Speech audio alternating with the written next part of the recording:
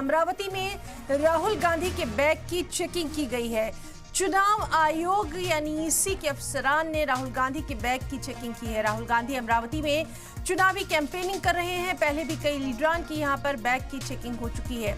तो महाराष्ट्र से ये अहम खबर, जहां अमरावती में राहुल गांधी इंतखाबी तशहीर के लिए पहुंचे थे, वहां पर राहुल गांधी के बैग की चेकिंग की गई है। चुनाव आयोग के ऑफिसर्स ने ये चेकिंग की है।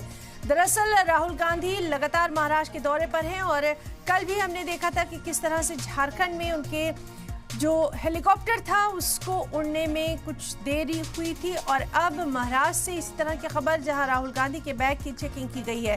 पहले भी कई लीडरान के बैग की चेकिंग हो चुकी है और इस मामले पर भी अब क्या कुछ सियासी रद्द-ए-अमल सामने आएगा, उस पर भी लगातार नजर बनी रहेगी। बहरहाल अमरावती से ये बड़ी खबर, जहां राहुल गांधी के बैग की चेकिंग की गई है। चुनाव आयोग के अफसरान ने ये चेकिंग की है। तो राहुल गांधी अमरावती में चुनावी कैंपेन कर रहे हैं, वहां पर इंतखाबी तशहीर में हिस्सा ले रहे हैं। उनके बैग की चेकिंग की गई है।